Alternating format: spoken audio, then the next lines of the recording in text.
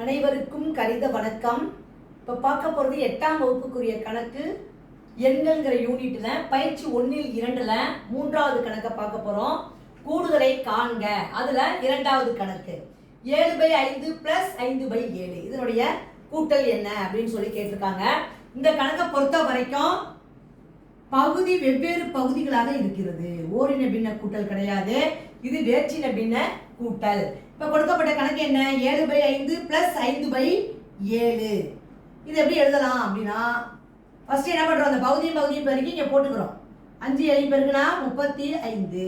இந்த 35ல 5 எத்தனை தடவை இருக்குன்னு பார்க்குறோம். 7 5 35. அந்த 7 இங்கே போட்டுக்கிறோம்.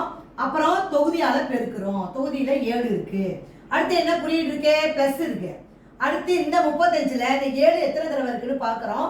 5 தடவை இருக்குது. 5 7 35. அப்போ அந்த 5 போட்டுக்கிறோம். பெருக்கல் தொகுதி என்ன இருக்கு? 5 இருக்கு, அதால பெருக்கிறோம். இப்போ பாருங்க, 7 7 49 + 5 25 டிவைடட் பை 35. இப்போ என்ன சொல்றோம்? இது ரெண்டையும் கூட்டிட்டு தொகுதியில போட போறோம். 9 5 14 மீதி 1 6 1 7 74 வருது தொகுதியில. பகுதியில 35 இருக்கு. அப்ப இந்த கணக்குக்குரிய விடை வந்து என்னது? 74/35. இந்த மாதிரி இந்த கணக்கை பகுதி வெவ்வேறு பகுதியா இருக்கும் பொழுது இந்த மாதிரி செய்து ஆன்சரை கொண்டு வந்திருக்கிறோம். புரிஞ்சுங்களா?